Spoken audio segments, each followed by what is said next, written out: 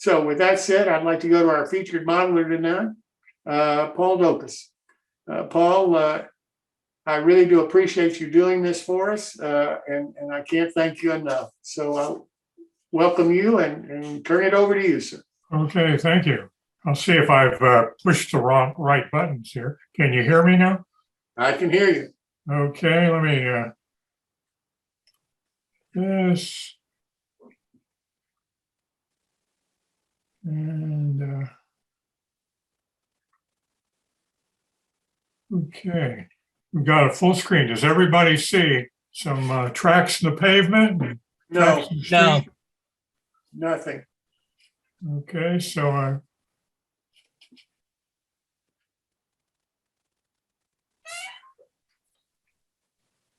You have to start the program first. well, I think I know what I've done. Yeah, Should be a share screen button at the bottom there. yeah, okay, let me do that. That's what I was looking for. Got it, found it. Okay, here we are.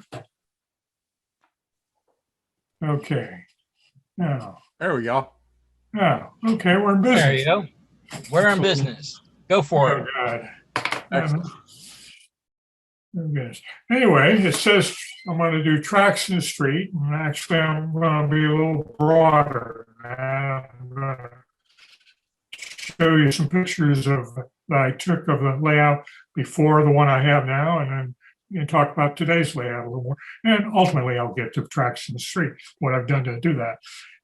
Baltimore has or they have 14 miles or had 14 miles of tracks in the street. I have 9 feet, so it's a little different. So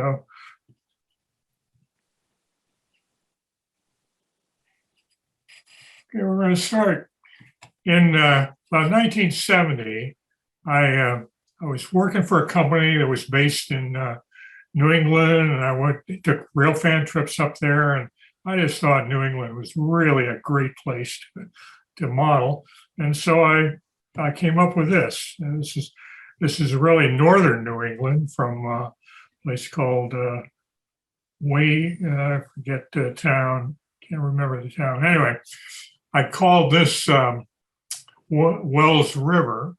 I think it's based on the station of Wells. I forget. It was too many years ago.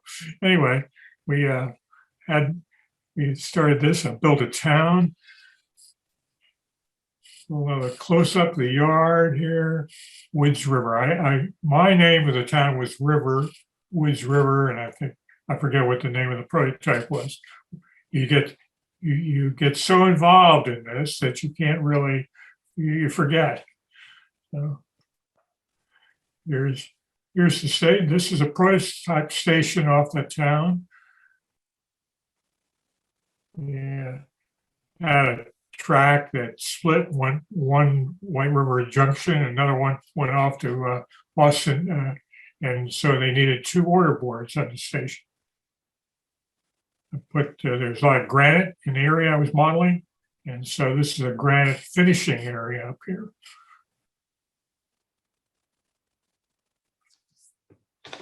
And this is where I had a big kind of a loop in the middle of the basement that train came out from the wall, went around back into the wall. And so I had a lot of space.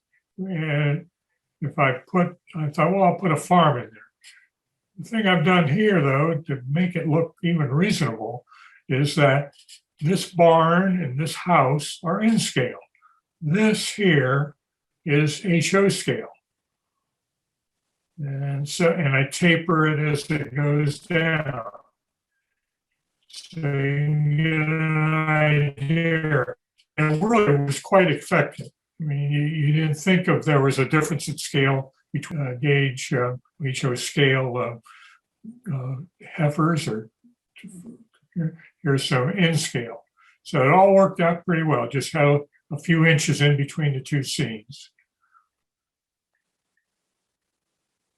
Then the big industry and layout was a paper mill, white mountain paper. And that was always the favorite job. Everybody wanted the mill job.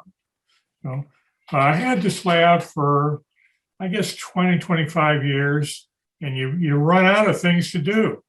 And I said, gee, I'd like to start, maybe I need to do something else. And interestingly, I put an ad in, and a fellow from Boston came and bought the layout. So that went away. I didn't really have to, he tore it up, but all the buildings came out easily and so forth. So anyway, it was time for a change. So why would I get rid of a perfectly good model railroad? Well, I guess contrary to an old cliche, railroads can be completed or at least declared finished. So I did. I declared it finished. And I said, what do you get for this? Well, it opens up a new field of study and exploration. I have new fresh modeling projects. I took advantage of some of the new technologies. I had a command control, but it wasn't a DCC one. So I got a new DCC system into it. It was easy to incorporate.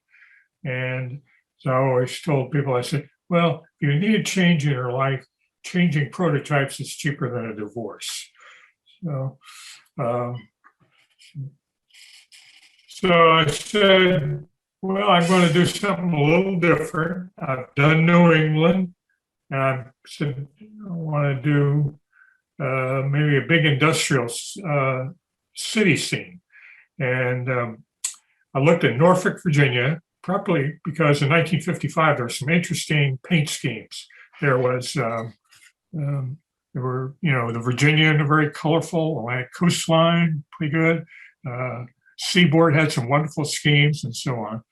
But I said, that's about 3 hours drive to do research and walk around the streets and so forth. So I said, maybe Baltimore would make more sense. So that's what I picked. So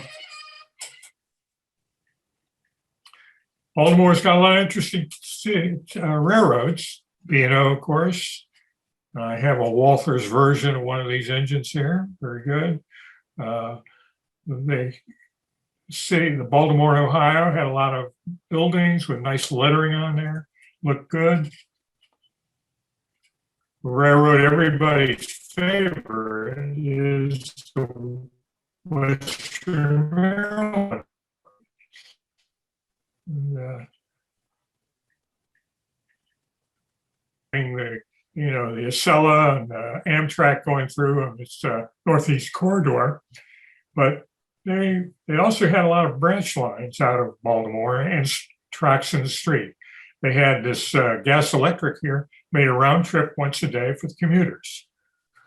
I didn't model that particular, but it was, one of the things open. Canton Railroad, good little short line there. There's several of them. There was the Patapsco River and Patapsco and Back River Railroad, which belonged to Bethlehem Steel. And everybody will say, well, why didn't you model some Bethlehem Steel? Way too big, and I only had about 300 square feet to put this in. So I just modeled. I didn't model. The Maryland, Pennsylvania is another railroad that I could have modeled, but I did not. So there are a lot of opportunities in Baltimore. Some of the things that I like, just wandering the streets, buildings with big lettering. Over here, this is Pennsylvania. Is it Philadelphia Quartz Company? They grind stuff into, I guess, silica gel is a big product that they have. And it's a building that's not just another, square building like this. It's a building of many shapes, and that appealed to me. Down here is a pier. There are lots of big piers in Baltimore. This is the Pennsylvania Pier 1. It's pretty much during most of my construction, it stayed up, but they finally put a bulldozer to it. It was inactive. This is the John Brown Liberty ship. That's a museum piece that was there, and it had to be moved. But it's still existing. It's one of two Liberty ships that got saved. And then we have over here the typical Baltimore street. You see this here. This is called formstone. It's like permastone. Evidently, they put a lot of houses, a lot of row houses in Baltimore, but the brick quality was very poor. So this got to cover it up. Something they think. There's one house, and I guess the brick quality was okay. Didn't go with it. Although they're going back to stripping some of it off now. So anyway, this is a big grain elevator. And I don't know what all the little windows on the side is, but it is now emerged as a condo. So it's like they knew what was going to happen to it in 20 years after it was built. And I thought if I ever moved to Baltimore, I'd like to live there. That would be very good. It's a beautiful view and trains and ships coming in and out of the harbor. This is a little sign here. This is a bar sign. It'll show up in one of my models before. So I really made a list of the various industries I wanted. There was a lot of rye distillery. There was a lot of rye grown outside Baltimore and distilled into liquor. I have a couple chemical and fertilizer plants. Of course, I had the piers, oil depot and refiner. I don't think they didn't really make the cut finally. Foundry. I have a big produce terminal, meatpacking plant, and so forth. So I'm pretty well worked down the list. Here's a map of Baltimore. It's the dark lines are B&O lines. There's some faint lines like this here that are Pensy in that case. I think the Mod Pa and the Western Maryland are all in there. So you just see how complex Baltimore is. And it's just modeling it per se. It's not a little mountain town that you can model item for item. And here's what I boiled that map down to. Over here, it's Highlandtown. I put my big meatpacking house there. My rye distillery was over here. Here's where I had my tracks in the street, my 9 feet of tracks. This is a area where I had both the B&O and the Pensy, B&O and the Western Maryland served. The Western Maryland served it as with a car float. Where here I have a pier served by the Canton Railroad. This is the Canton Railroad. And I have transfers that come over here. So I've developed, what I did is I developed it into neighborhoods and created those 4 and actually 5 different neighborhoods. Thing under, I said I have about 300 square feet in here. My staging is in the back room here, comes under some steps that are the entrance to the room, and come around here. And this ends up here, right over here.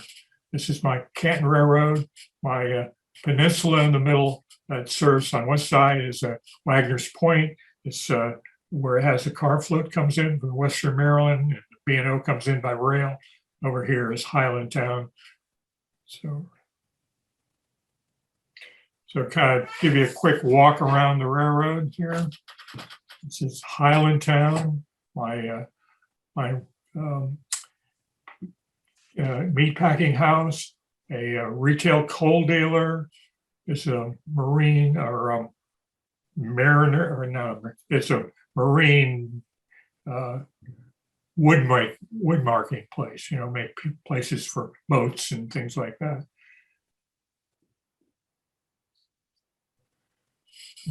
The duplicated some of those houses that you saw in the earlier picture. What I've done here, these are photographs in here, which I took of the plane, and pasted it on a piece of illustration board, then cut out the windows and took an identical picture like that and put it back behind it. So it really creates, you say, boy, that's cheating, but it's more details, I think, than you ever get cutting styrene to it. And most of my buildings are styrene, but here's a row of my paper buildings. And this is styrene here where I actually had to build it in. So forth. And these are 3D here. But the feeling of using paper is just great. At the other end of that section, this is the Maryland rye plant, the distillery. Have a team track in here, another industry back here. And here's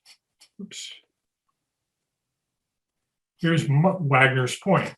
Now this is served by, and was, based on the project, by both the B&O had the land connection, and after a while, B&O was making a lot of money serving this area, and some of the operators went to the Western Maryland and the Pennsy and said, if you'll put a pier in, we'll give you some business. Simple as that.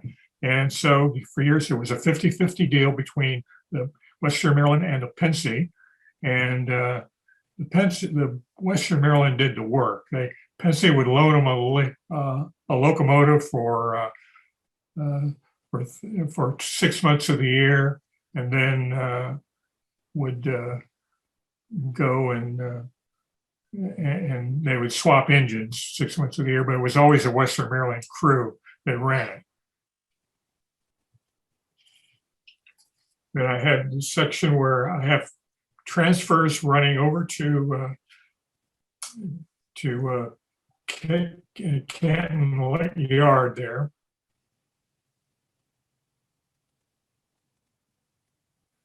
And the other end of the bridge is a Walther's bridge, which I've added the little watchman's tower, the dealer's tower, the guy, and they put the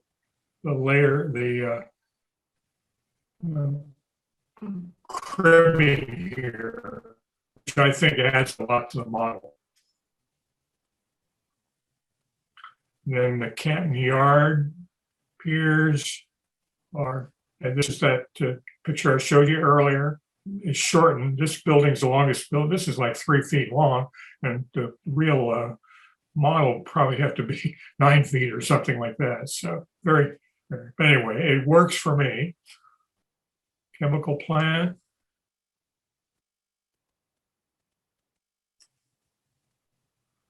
And finally, we get to Carroll Street.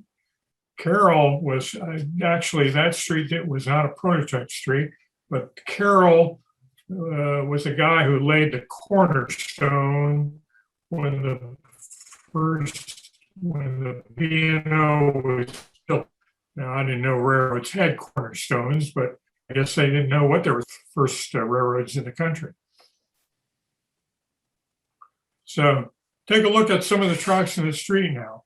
The reason they ever had tracks in the street is that the city got built before the trains got running.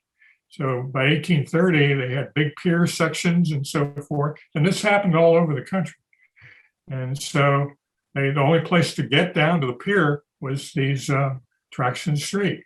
So, and they would do anything. Here's a kind of a very sharp crossing.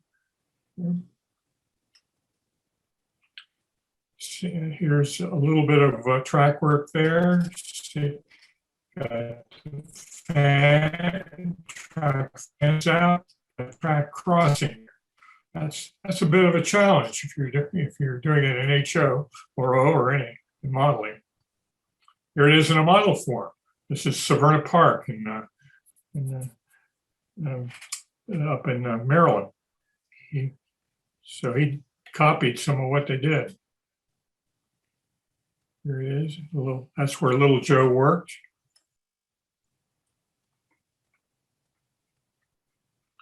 And here is some.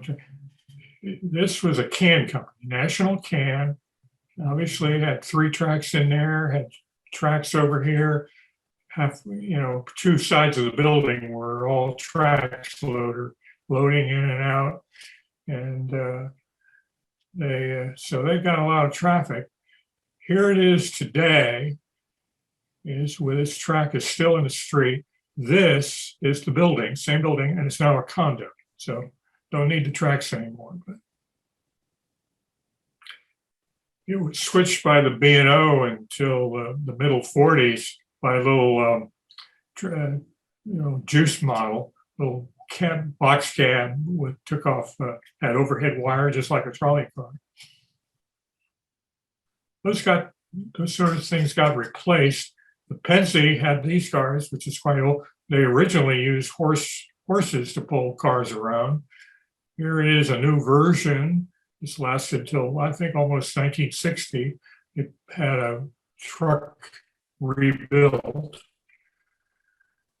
And here we are. Here's the Baltimore, Ohio version of that. And instead, a little more looks a little nicer. But the reason to have the Pennsy, or in this case, the Conrail engine or truck meeting the B&O, was that they were interchanging cars. The B&O had a car float into Baltimore into this area for a while, but after a while it got too expensive, so they made a deal with the Pennsy to give them interchange service in Baltimore. Here is where it is they were doing interchange down there. So they didn't have much. They had, I think, maybe one customer at the time. And so they dropped that. Pennsy still had quite a few tracks at the end. There's some more B&O tracks coming in here. It's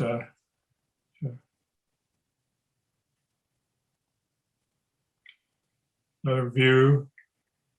The Pennsy would bring in cars on tracks that weren't sharp curvature with a diesel, and then turn it over to these little gas trains and trams for delivery to the car, to the businesses. Okay, and here we are, what I've done, and my 9 feet of track. We have this produce yard. This is the produce yard, and I have several other industries in here wrapped all around here. So train can come in here with maybe 15 cars, and you can work for maybe 2 hours. So you get quite a bit of work for it. It's on a center peninsula. This is a piece of wallboard that separates the two. This is Wagner's Point over here, and this is my tracks in the street section, which I call Carroll Street. Doing it, what I used for the tracks is this is a European, I think made in Sweden and imported here for the trolley guys, trolley people, O-scale trolley, code 100 works. So that's what they sell it for. Custom Tracks is an operation in California. I think somebody else also sells it now. So I tack this down. I've have a laser cut pavers in there. This is the styrene street. Here we are. I have the track, the girder track, just right into the tacked right to the homoso track. This is model engineering track here. These switches are scratch built. I have to match it up with the code 100 versus the code. This could even be code 55. I do a little shimming.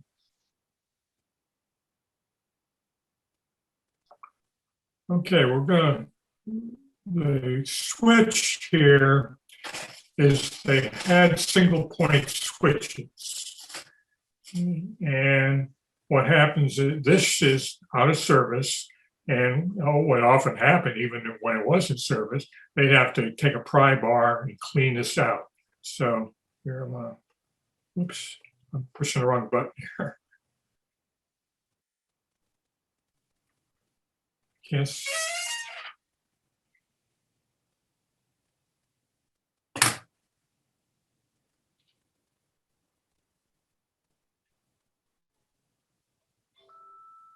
Okay, back to work. So what would happen is when this was against the rail here, the wheel here would be, the set of wheels would be kind of shoved over here. And when it got to this point, it would go down this track. If the truck was shoved over here to the right, then the truck would go down here. Now you're talking not high speed, you're talking maybe 5 miles an hour or something like that. So it really worked, it seemed to work very well, made things a little simpler. Here's a model that I did of it. In this case, I didn't use they wouldn't use a pry bar. I just added it. Sometimes they would have built-in switch throws. And so anyway, so watch, I'm gonna just throw the switch over there and that'll take it down here. This may be a little closer. Maybe I should have had it back here, but it seems to work just fine. And that's what counts.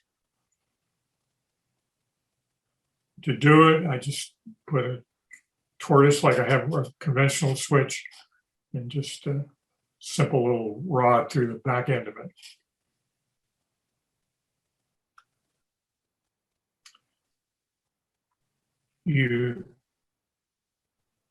I used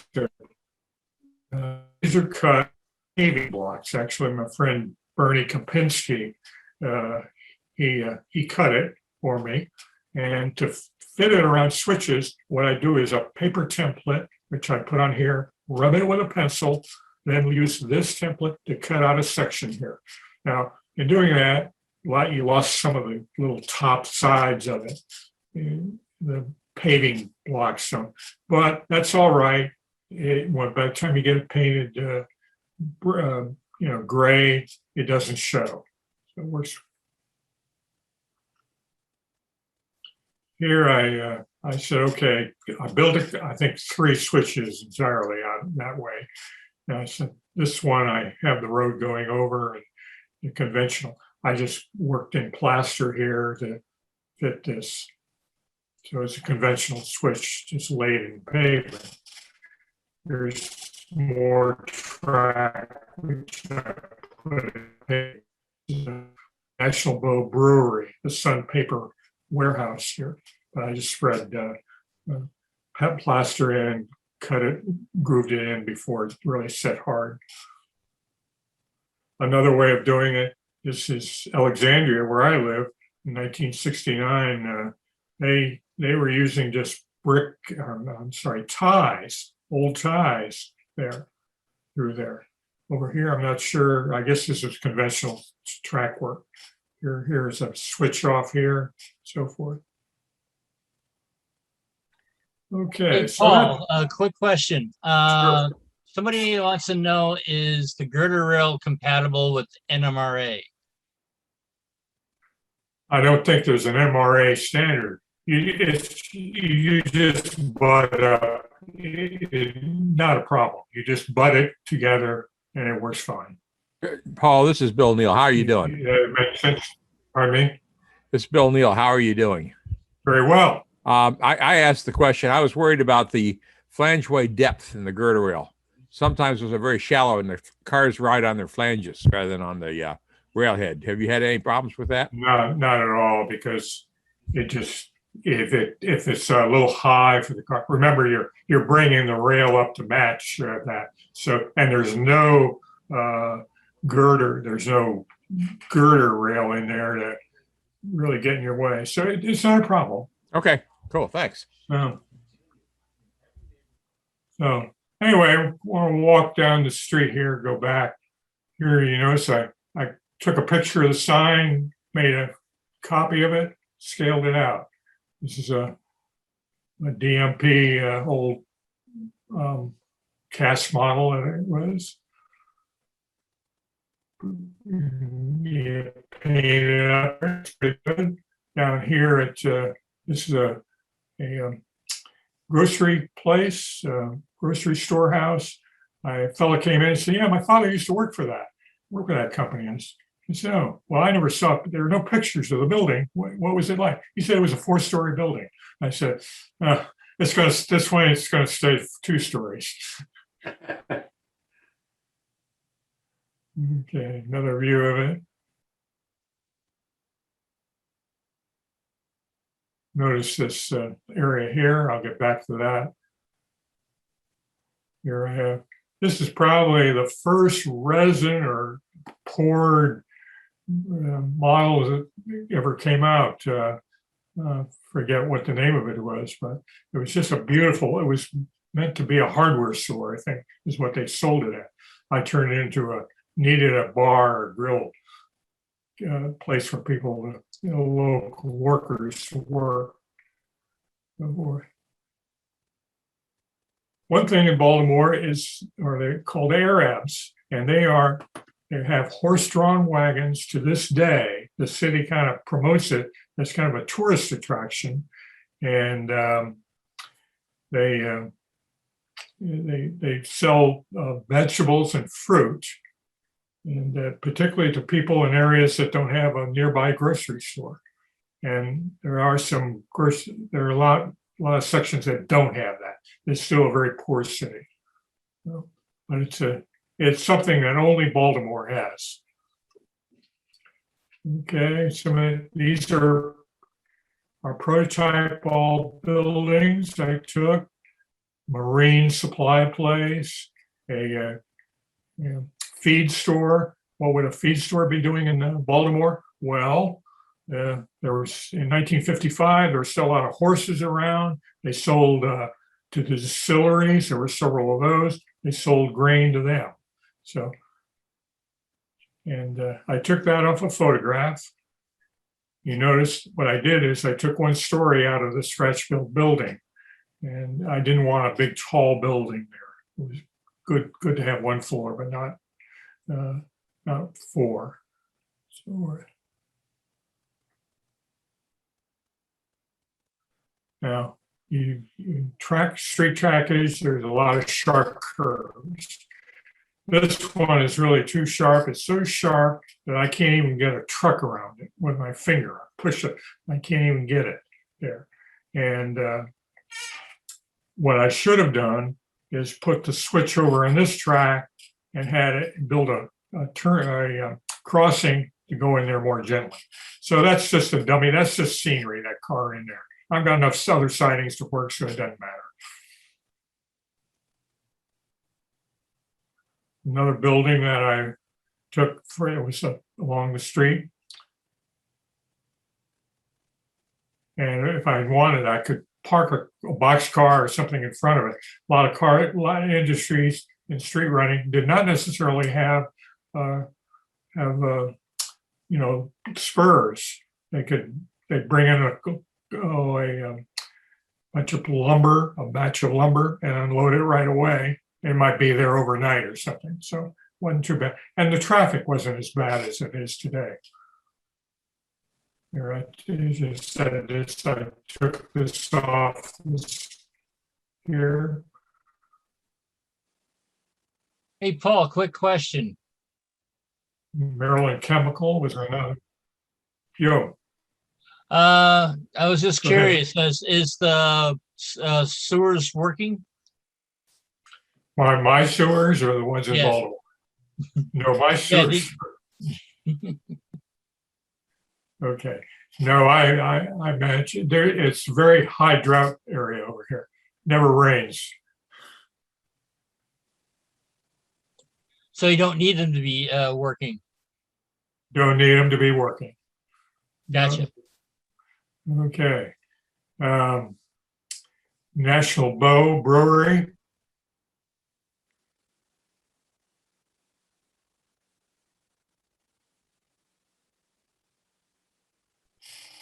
Where's this? what I would do for backdrops, rather than get a big, long for length of the room printout, I would just put sections of a photograph in, and that's enough to take get rid of the black wall. You don't really spend a whole lot of time looking at it anyway. So I mentioned this before. That is purely a photograph, not a build-up scene, but it certainly seems to work out very well in this building.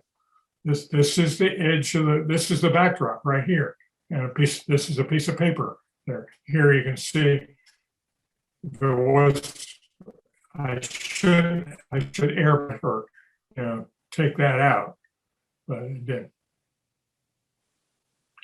There's a couple more where I just put the building is not thick enough to go all the way to the wall, so I just put a couple of quickie sides. Another side of the street is the produce yard.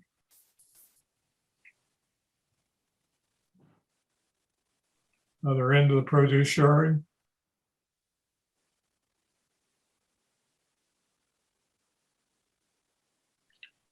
This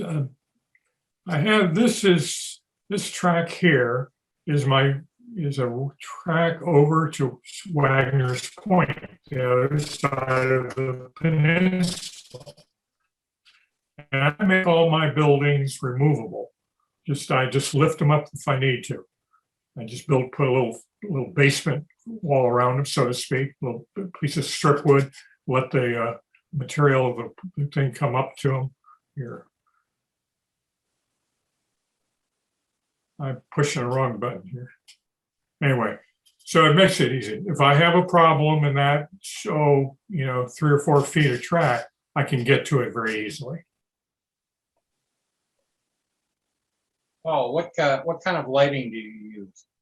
This is a lot of this was, remember, photo floods that I used during the photography. But I have fluorescence. Thank you. Whoops. Okay. Now, I've talked about industrial, settings for tracking the street, and that's at one time there were about 700 cities or putting that had tracks in the street. Maybe particularly in the Midwest, there seemed to be a lot of tracks there. Go through the middle of the town, and because I guess was the only way they could get through. This is an example of that sort of thing. Monongahela running from their yard up to the coal fields, and it had about a half mile of street running. If you model the Monongahela, you got to model this church. This is one wonderful scene. As I say, here's another coal train coming in the opposite direction.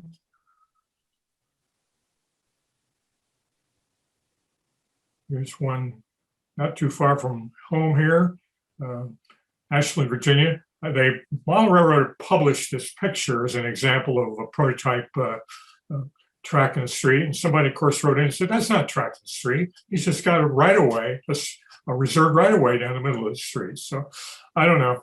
Do you tell that to people in Ashland, Virginia, that occasionally there's a video that a guy driving and trying to go down the street here rather than over here? And a train, of course, comes and hits him. And so for all intents and purposes, some people might think there is track in the street there.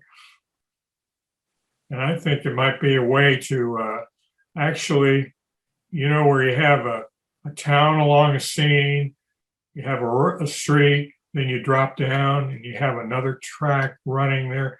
You could put them all in one. You could save yourself a few inches of depth and have something unique.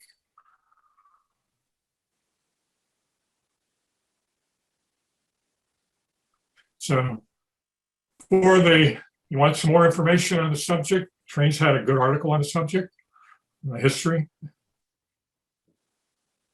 I wrote an article for model railroader.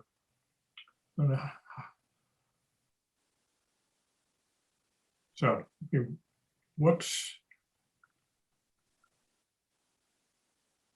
You want to make note of those mentally or otherwise, they're available. Okay. In 1970, I bought a house in Alexandria, and this is the view out the kitchen window. And this is a Civil War tunnel, pre-Civil War, actually. And the Southern went down there, and they were at the time were primarily taking newsprint down to a Washington Post warehouse. And this ran, sometimes at night, sometimes during the day, and so on. And the city finally said, we don't like that track on the street. But they kept the tunnel, and they even braced it so that the road over here runs on top of the tunnel. So they put bracing in there. So very good. So anyway. And another view.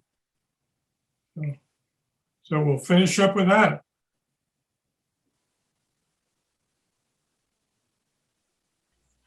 Excellent. Very good. So, any questions? Anything I can answer? Good. I covered all the points. Or you're not going to put tracks in the street. Okay. So, Paul, I'm surprised you didn't show a picture of West Lafayette, Indiana, where the Monon went right down 5th Street. yeah, there's as I said, there's a lot of stuff in the Midwest. I've never seen those tracks. I've never been to them. I think they're gone now, but they were pretty interesting for a long time. Yeah. Mainline trains going through there. Yeah. I just saw a video of some tracks in the street in a town in Northwest Kentucky. I don't remember the name of the town. And there was a CSX train coming down the street, and a minivan was coming up the street, and the minivan ran into the train. Of course, people. That's why there were 700, and the article in Trains Magazine said maybe there was a little under 100 left, and I bet they're down to 50. Whenever they can abandon some and take it out of service and find an alternate way to go. Pittsburgh South Side had tons of street trackage feeding both the mills and the Duquesne Brewery. Mm-hmm. Paul, you want to turn off your screen share so that we can see everybody?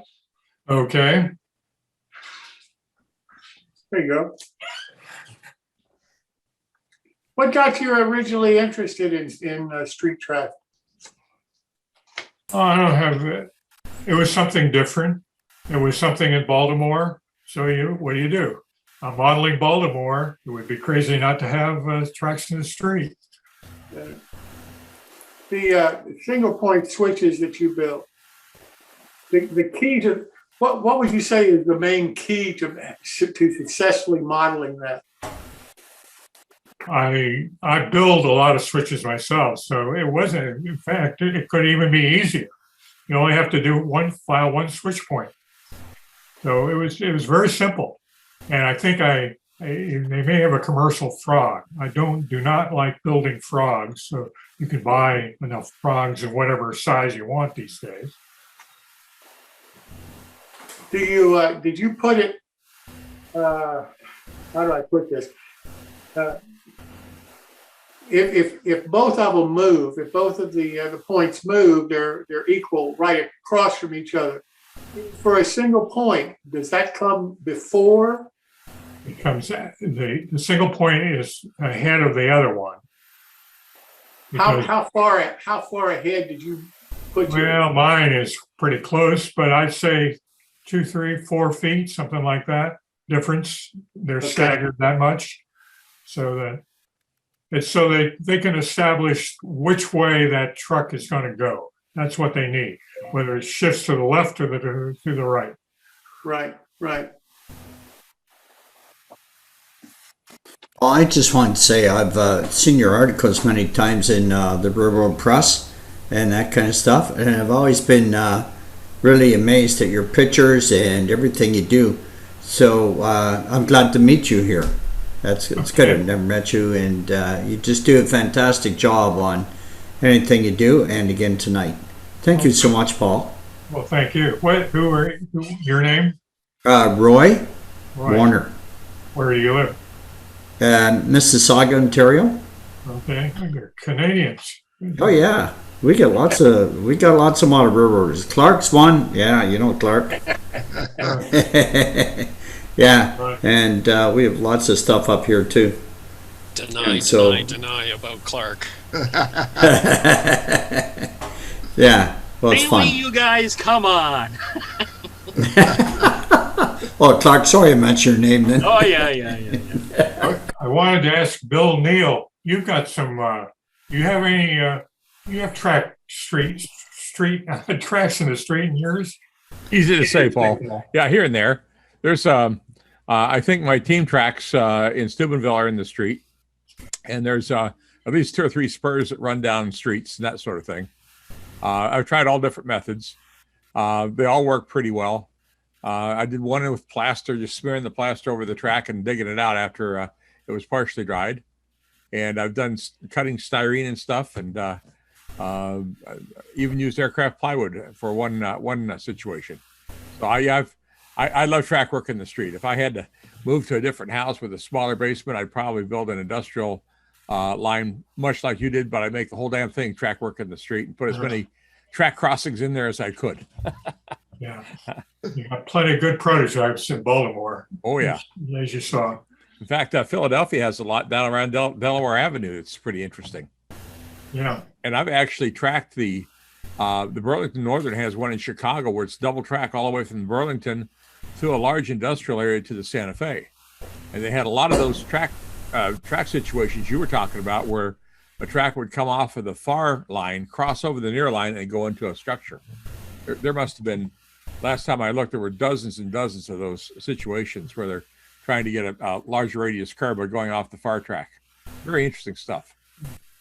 I was talking to some B&O switchers, brakemen that worked those tracks, and they said that they would, I guess, put kind of a special coupler or something in there, a link between the two couplers, so they could get the swing on them, and they coming out, they would hook a chain to the car. Yeah.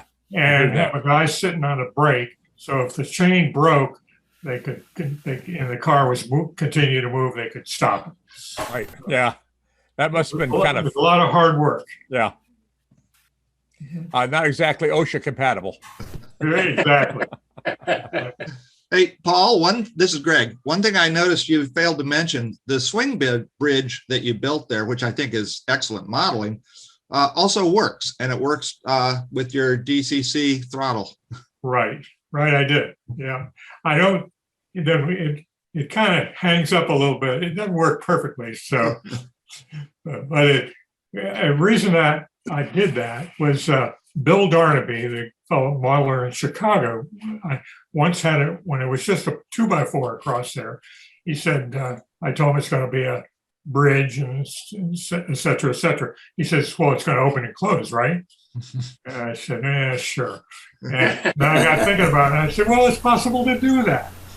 So He's I the blame son it of on him, but it works sometimes better than others. And he's the son of a bitch that talked me into making 2 levels on my layout. Yeah. You know what? Come on, Bill. You know what you call those people? Friends. Oh yeah. Yeah, it's not the thing to do. Yeah. You know, one Paul, you mentioned Bill Darnaby, and Bill. One of the great lines I heard from a modular group was called "Building Better Model Railroads by Peer Pressure." Right. Yeah, I mean, I think he does this to everybody. Oh yeah. Yeah, absolutely. Paul, in your presentation there in your pictures, you were showing one intersection that had about 3 streets coming together. And I believe that it looked like, was that on a cover back in Craftsman back in the 70s? And it was also an art piece that was attached to it with the brakeman riding on the on the front of the locomotive? Was that? This is a model photograph you're talking about? Yes. The One Severna of Park. your photos there in the Yeah, presentation. well, the Severna Park, I don't remember exactly. I mean, that was 1960 something when I did that. And so I don't remember anybody quite that. I think they may have, the picture I used may have been used. And the two pictures you saw of the model, Severna, Yes. may have been in that article. Yeah, it has that curve, the building on the corner has a curve around the corner of it. And that always stuck up in my mind. I love that. So. Severna Park is still operating, as I recall. Yeah, it's still there. Yep. Pretty much. The guy who really did all the model buildings, whole crew, who was a surgeon and so forth, he retired and couldn't cut people open, so he started building buildings, filled the room with building, and then he got into building airplanes, model airplane, built all the airplanes of World War I, and then when he ran out of those airplanes, he built all the models of planes of World War II. I mean, he's just great. You can take a piece of flat board and turn it into anything.